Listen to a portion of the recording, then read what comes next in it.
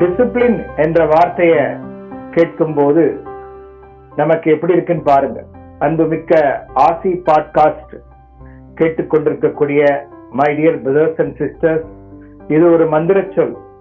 நான் எங்கேயுமே நிக்க மாட்டேன், என்னுடைய வண்டி சிக்னல்ல தான் நிக்காம போகும் அப்படின்னு சொன்னா என்ன ஆகும்? நம்மளால மற்றவங்களுக்கு ஆபத்து வரலாம், இல்ல மற்றவங்களால நமக்கு ஆபத்து வரலாம். நிக்க வேண்டிய இடத்துல நிக்கணும், கிளம்ப வேண்டிய நேரத்துல கிளம்பணும். அது மாதிரி நம்ம என்ன செய்யணும் அப்படின்னு பார்க்கும்போது, நம்ம லைஃப்ல ஸ்டாப் திங்கிங். ஓவர் திங்கிங்ல நிறைய எனர்ஜி செலவாகுதுன்னு சொல்றாங்க.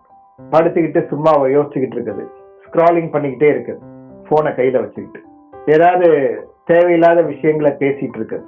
இப்போ அந்த ரிசர்ச் என்ன சொல்லுது அப்படின்னு பார்த்தோம்னா, எந்த 5 பேரோட நீங்க லைஃப்ல அதிகமா பழகுனீங்களோ அவங்க கேரக்டர் உங்களுக்கும் வந்திருக்கும் அப்படின்னு சொல்லுது.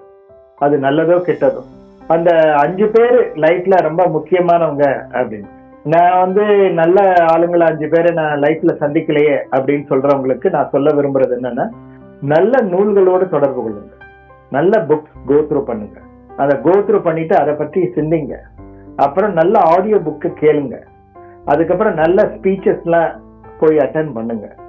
அந்த மாதிரி பண்ண பண்ண நல்லோர் இணக்கம் உங்களுக்கு தன்னால வரும்.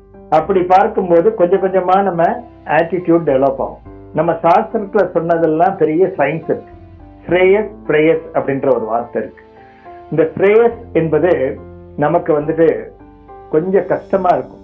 உதாரணமா காலையில ரொம்ப நேரம் நம்ம நினைச்ச அளவுக்கு தூங்குறது, அதுக்கப்புறம் நம்மளுக்கு யாராவது கை காலெல்லாம் வலிக்கிற மாதிரி இருந்தா மசாஜ் பண்ணா நல்லா இருக்கும். அப்படி ஒரு நிலை.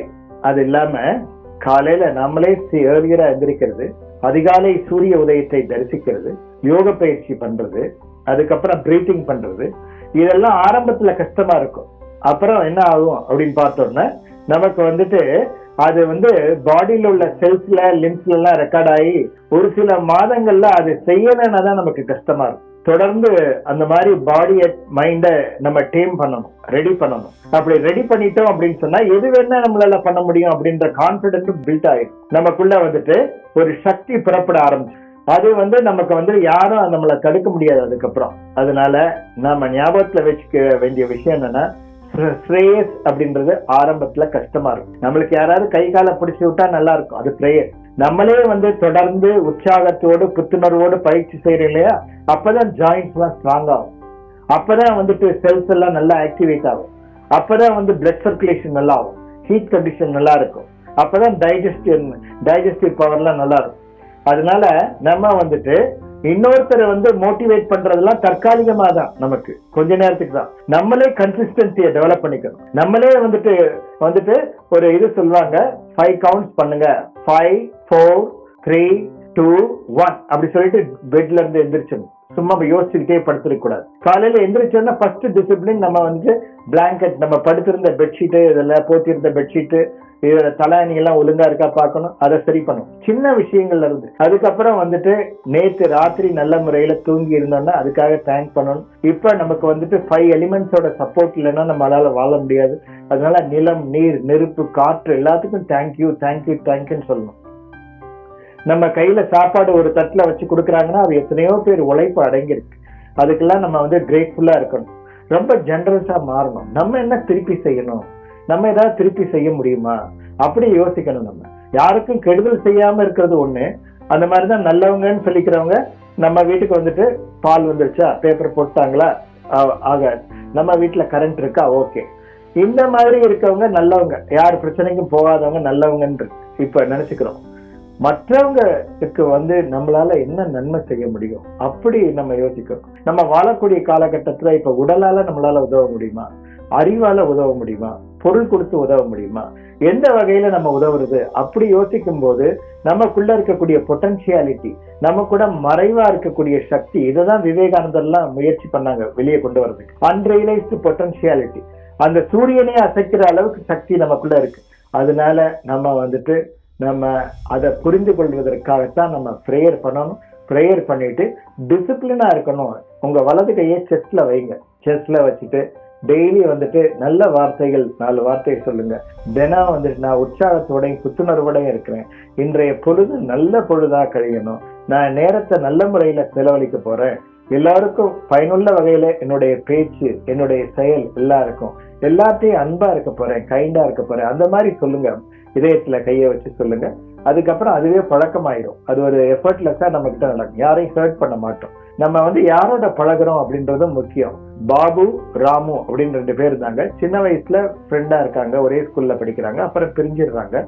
இவரு பாபுன்றவர் என்ன பண்றாரு, அவர் ஜாலியா இருக்கலாம் அப்படின்னு நினைச்சுக்கிட்டு, என்ன ராமு எப்ப பார்த்தாலும் கொஞ்சம் படிப்புலயே ரொம்ப கவனமா இருக்கானே, தேவையில்லையே அவ்வளவு இது பண்றது, அப்படியே சிரிச்சு கேலி பண்றது, யாரு கூட கேலி பண்ணிட்டு உட்காந்துருக்குது, அவரை வரும்போது கூப்பிட்டு கிரிட்டிசைஸ் பண்றது, என்னப்பா எங்க கூட எல்லாம் நீ டைமே ஸ்பெண்ட் பண்ண மாட்டேற அப்படின்னு நினைச்சுக்கிட்டு பேசிக்கிட்டு இருக்காரு.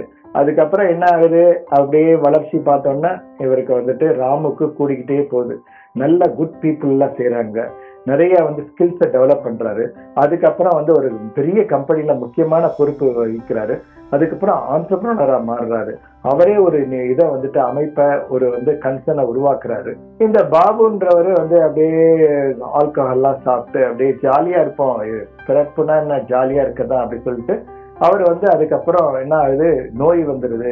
அது மாதிரி நிறைய பேருக்கு கிரிக்கெட்ல வந்திருக்காங்க, பேஸ்கெட் பால்ல எல்லாம் பெரிய சின்ன வயசுல நல்லா இருப்பாங்க. அதுக்கப்புறம் தவறான பழக்கங்களால அவங்க இப்ப சச்சினோட இருந்தவங்க எல்லாம் நிறைய பேர் சச்சின் கிட்ட ஹெல்ப் கேட்டுக்கிட்டு இருக்காங்க, அந்த காலத்துல ஆடினவங்க. அது மாதிரி நம்ம இவர் என்ன பண்றாரு, பாபு இந்த மாதிரி பொண்ணு இருக்கு, கல்யாணம் பண்ணி கொடுக்கணும், என்கிட்ட பணம் இல்லை அப்படி சொல்லி ராமு கிட்ட வர்றாரு. அப்ப அவரு ஹெல்ப் பண்றாரு. அந்த மாதிரி நிறைய விஷயங்கள் நடந்திருக்கு, இந்த சினி ஃபீல்டுல நடந்திருக்கு. அதுக்கப்புறம் விளையாட்டு உலகத்துல நடந்திருக்கு, அரசியல்ல நடந்திருக்கு. அதனால நம்ம எப்படி வேணா வாழலாம்னு வாழ்றது அது வாழ்க்கையே கிடையாது, அது பிழைப்பது. ஒழுங்குபடுத்தி கொண்டு நெறிப்படுத்தி கொண்டு வாழணும் என்று கூறிக்கொண்டு இந்த ஆசி பாட்காஸ்டை கேட்டுக்கொண்டிருக்காங்க. அந்த discipline of action, mental discipline, இதுதான் யோகாக்கும் முக்கியம் பதஞ்சலி சொல்றார். நியமான அதுக்கு பேர் வச்சிருக்காரு. எக்ஸ்டர்னலா இருக்கக்கூடிய டிசிப்ளின், இன்டர்னலா இருக்கக்கூடிய புற தூய்மை, அகத்தூய்மை ரெண்டையுமே ஃபாலோ பண்ணுவோம், நிச்சயமா சக்சஸ் பண்ணுவோம். நம்புங்க, அதை ஸ்ட்ராங்கா இருங்க. நாளுக்கு நாள் நம்மளுடைய மதிப்பு கூடிக்கொண்டே செல்லும். தன்னம்பிக்கையை வளர்த்து கொண்டே வாருங்கள், வெற்றி நிச்சயம் என்று கூறிக்கொண்டு நிறைவு செய்கின்றேன். வாழ்க வளத்துடன்.